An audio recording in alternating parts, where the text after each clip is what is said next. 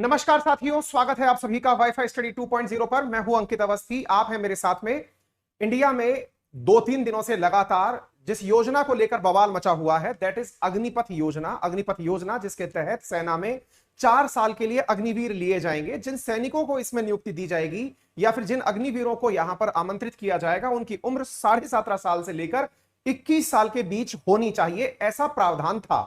हाल ही में भारत सरकार ने अपने द्वारा नोटिफिकेशन जारी में परिवर्तन करते हुए एक जानकारी साझा की और कहा कि यहां पर ये जो उम्र का क्राइटेरिया है, जिसे हम लोग साढ़े 17 साल से लेकर के 21 साल के बीच में रख रहे थे, चूंकि 2 साल से सेना की भर्तियां नहीं निकली हैं, इस वजह से सरकार का मानना है कि युवाओं में इस विषय को लेकर के एक नाराजगी है।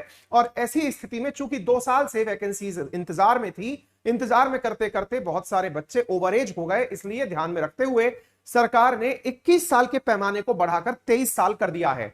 यानी कि यदि आप अब अप्लाई करना चाहते हैं तो आपको इस वर्ष अग्निवीर बनते समय 23 वर्ष तक उम्र के जो बालक हैं या जो प्रतिभागी हैं जो अग्निवीर बनना चाहते हैं, उन्हें अप्लाई करने का मौका दिया जाएगा। यानी कि जो बदलाव हुआ है इसमें एज रिलैक्सेशन का है, क्योंकि सरकार का मानना है कि जो भी विरोध करने अधिकांश लोग उतरे हुए हैं, वो वैकेंसी के इंतजार में जो 2 साल से अपेक्षित थी उसके इंतजार में बैठे हुए हैं। इसके साथ साथ सरकार ने योजना के पक्ष और विपक्ष सामने रखे हैं और अपने द्वारा जानकारी साझा करते हुए मिथ्स, यानी कि दिमाग में जो आपके मिथ्या है या डाउट्स हैं, उनको क्लियर करने के लिए स्पष्टीकरण भी दिया गया है। तो सरकार के द्वारा मिथ्या और उसका स्पष्टीकरण क्या दिया गया है, ये सारी बातें तो आपके साथ डिस्कस करेंगे ही।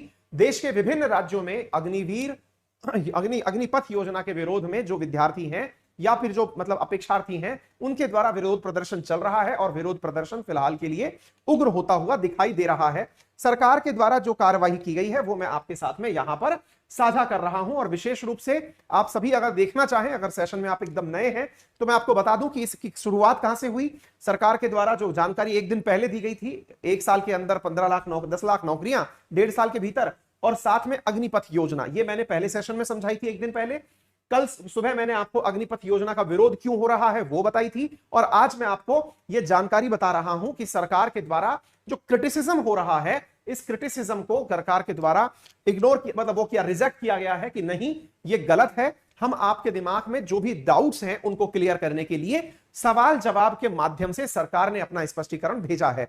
तो मैं आपके सामने जो न्यूज साझा कर रहा हूं, जो देर रात्रि आई थी, रात 11:30 बजे की न्यूज है, जिसमें यह कहा गया था कि सरकार ने जो एज लिमिट है इस वर्ष के लिए वो 21 साल के स्थान पर बढ़ाकर 23 साल कर दी है फर्स्ट ईयर के लिए। यह ध्यान रखिएगा, इसका अर्थ यह नहीं है कि भविष्य में भी अग्निपथ योजना के अंदर जो योजना के अंदर अप्लाई करने की उम्र है वो 23 साल रहेगी। जी नहीं, 1 साल का ही शब्द इसमें मेंशन किया गया है। ठीक है। अच्छा, इसके साथ साथ मैं आपको यह बता दूं, ये देर रात्रि का वो है, सरकार के द्वारा प्रॉपर तरीके से क्लैरिफिकेशन देते हुए एक प्रेस इंफॉर्मेशन ब्यूरो के द्वारा एक फेसबुक पोस्ट जारी की गई पीआईबी के द्वारा, जिसमें यह जानकारी दी गई कि हम क्या करने वाले हैं।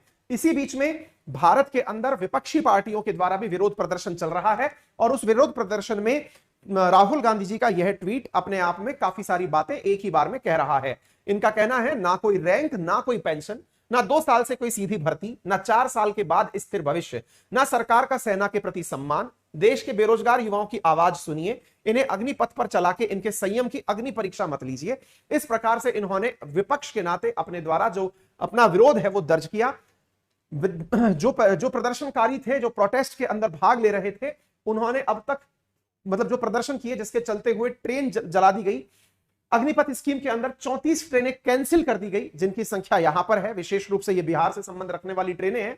इसके चलते हुए पीआईबी के द्वारा अपना स्पष्टीकरण, प्रेस इंफॉर्मेशन ब्यूरो के द्वारा सरकार के माध्यम से एक स्पष्टीकरण जारी किया गया। यह स्पष्टीकरण डाउट को क्लियर करने वाला है। जो सवाल कल मैंने आपके सेशन में उठाए थे, मैंने आप लोगों को अगर याद हो तो मैंने सेशन के दौरान, अगर आप उस सेशन में नहीं थे, कि अग्निपथ योजना का विरोध क्यों कर रहे हैं छात्र, तो यूं समझिए कि जो सवाल मैंने आपसे मतलब यहां डिस्कस किए थे, विरोध का कारण जो डिस्कस किए थे, उनका ही एक एक करके समाधान सरकार के द्वारा दिया गया है। उनका समाधान मैं एक एक करके आपके सामने रखने का प्रयास कर रहा हूं। आइए एक बार नजर डालते हैं। सबसे पहले मतलब इसको फ्रीक्वेंटली आस्क्ड क्वेश्चंस जो कि डाउट्स के रूप में बनते हैं, उनके रूप में सरकार के द्वारा लिया गया है। और क्या कहा गया है, देखिए, अग्निपथ का नतीजा कि युवाओं के अवसरों में भारी कमी के रूप में सामने आएगा।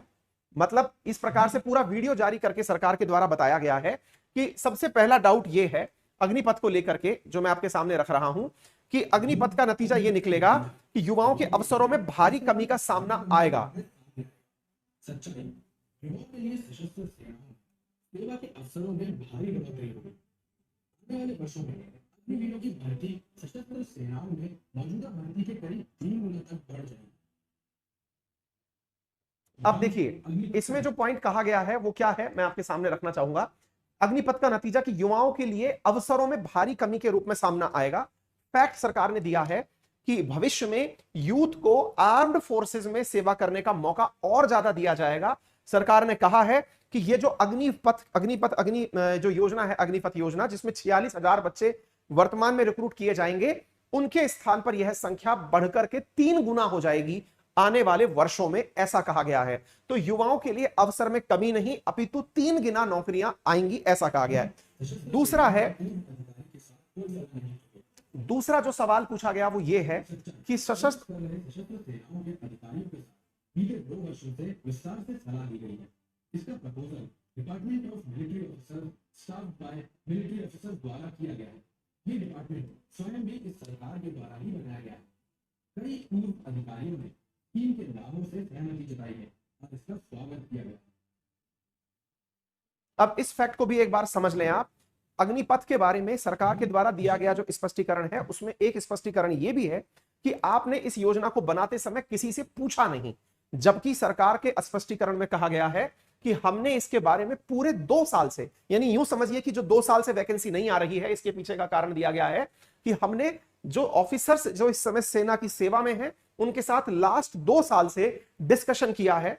प्रपोजल जो बनाया गया है वो खुद भी department of military officers staffed by military officers, यानी कि जो सेना के ऑफिसर्स हैं उनके द्वारा ही यह प्रपोजल बनाया गया है।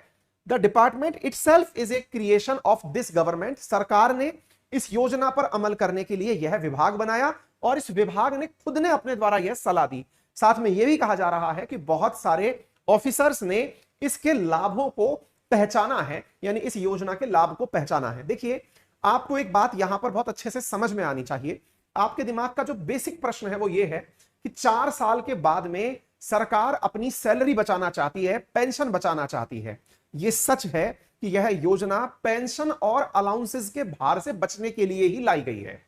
इस बात को सरकार डायरेक्ट तो बोल नहीं सकती कि हम उस बोझ से बच रहे हैं, लेकिन यह बात किसी को भी समझ में आने की है, क्योंकि एक तथ्य है जो मैं आपके साथ साझा करना चाहूंगा और वो ये है कि आर्म्ड फोर्सेस को जो बजट दिया जाता है उस बजट का 80% सेना की तनख्वाह और पेंशन और अलाउंसेस पर खर्च होता है।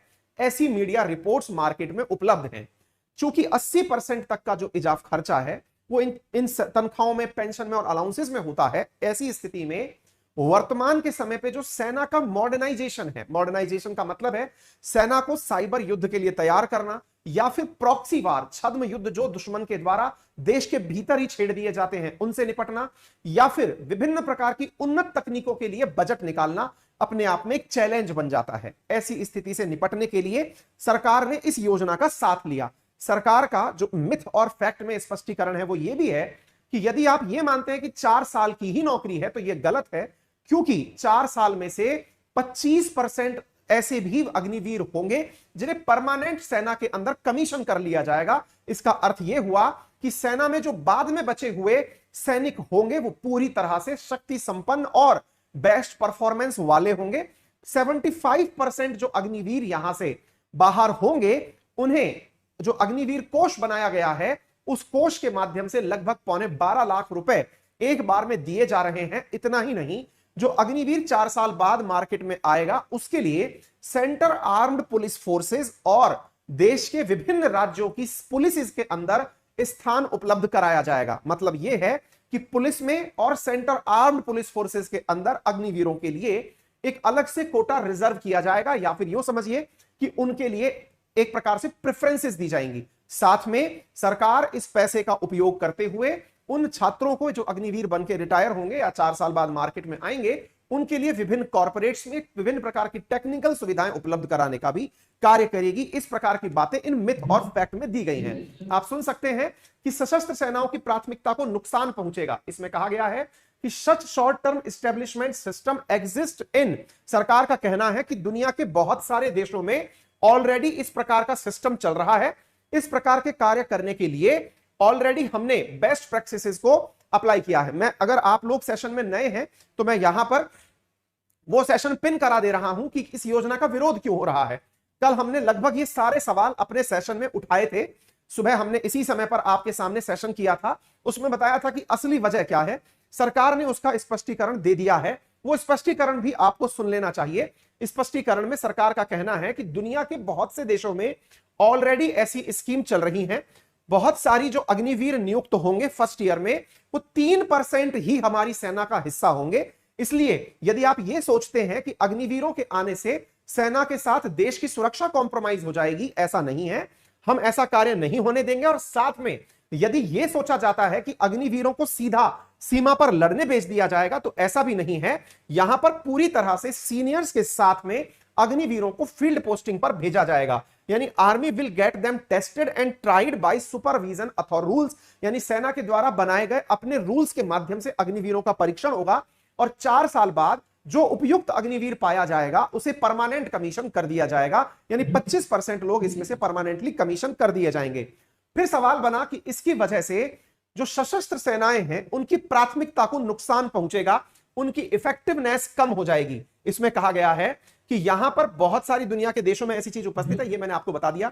इसके साथ साथ एक मिथ और है कि Agniveer will be a danger to society and joint terrorist.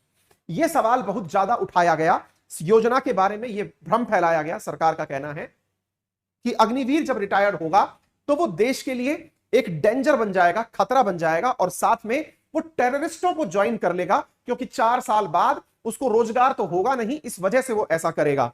यहां पर सरकार का स्पष्टीकरण है कि ऐसा कह के आप सेना के जवानों की जो बेइज्जती कर रहे हैं, उनके कानून की या फिर उनकी जो जज्बा है उसकी इंसल्ट कर रहे हैं। इसके पक्ष में सरकार का प्रमाण है कि जिन्होंने भी आज तक यूनिफॉर्म पहनी है वे सभी देश के लिए पूरी तत्परता से काम करते रहे हैं, और जो लोग यंग एज में यूनिफॉर्म पहनेंगे वो कंट्री के लिए बाकी बची पूरी लाइफ कमिटेड रहेंगे। अभी भी देश में हजारों रिटायर्ड ऐसे सैनिक हैं जो कि स्किल्ड हैं, और उन्होंने आज तक ऐसी कोई भी घटना नहीं करी है जो कि एंटी नेशनल प्रवृत्ति की हो। यह यहां पर सरकार का स्पष्टीकरण है कि जब आप 4 साल बाद रिटायर हुए व्यक्ति से यह अपेक्षा करते हैं कि वो देश विरोधी हो जाएगा, तो उनसे ज्यादा स्किल्ड, उनसे ज्यादा नॉलेजफुल, सेना के बारे में ज्यादा भीतर तक की जानकारी रखने वाले सैनिक वर्तमान में भी रिटायर्ड होकर के देश में जी रहे हैं और अपना जीवन यापन कर रहे हैं। लेकिन आज तक ऐसी कोई घटना बाहर नहीं आई जिसमें रिटायर्ड सैनिकों ने एंटी नेशनल एक्टिविटी की हो। तो ऐसी बात करके आप सेना का मनोबल गिरा रहे हैं, ऐसा सरकार का कहना है।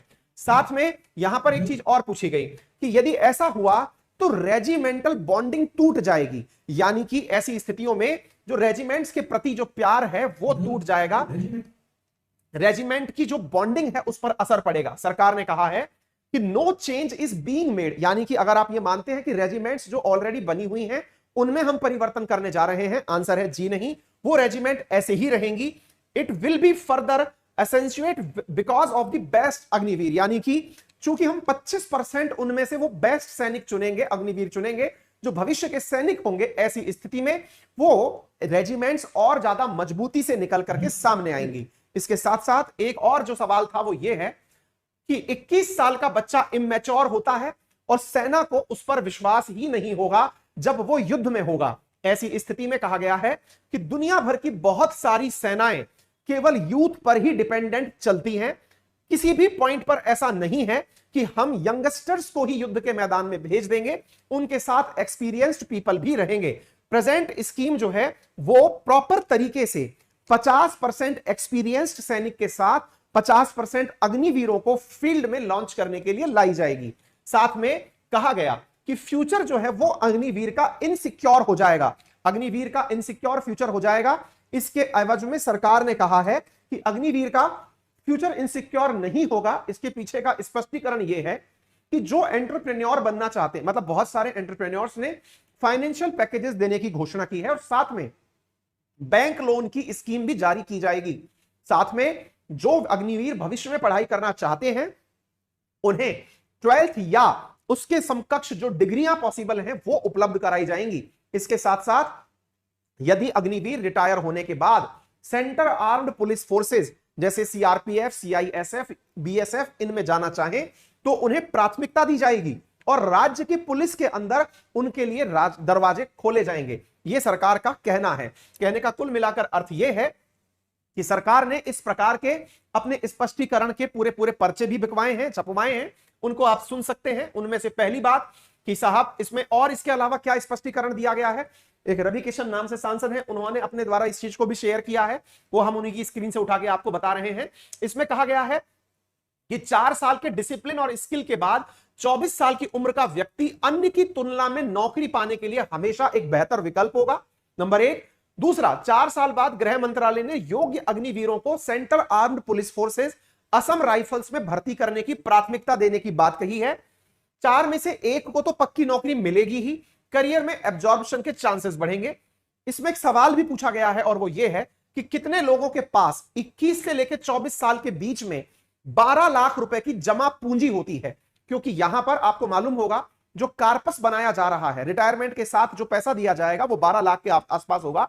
तो सवाल है कि 24 साल की उम्र में किसके पास 12 लाख रुपए होते हैं। 4 साल बाद जैसे स्किल्ड और डिसिप्लिन्ड अग्निवीरों को बड़ी कंपनियां अपने यहां हायर करने का ऐलान किया है। 4 साल में अग्निवीरों के लिए शुरू होगी ग्रेजुएशन डिग्री कोर्स, देश विदेश में उसको मान्यता मिलेगी, यानी कि उनकी पढ़ाई पैरेलली चलती रहेगी। साथ में यह भी कहा गया है कि 20 लाख की राशि का लगभग उसके पास में व्यवस्था होगी, क्योंकि 7-8 लाख रुपए की सैलरी और 12 लाख रुपए का केंद्र उसको व्यवस्था देगा। ऐसी स्थिति में कहा गया है। और देश में बड़ा सवाल यह पूछा गया है कि 24 साल की उम्र में जो अग्निवीर अगर रिटायर होकर आ भी गया तो देश में कितने युवा ऐसे हैं जो 24 साल की एज में सेटल हो जाते हैं।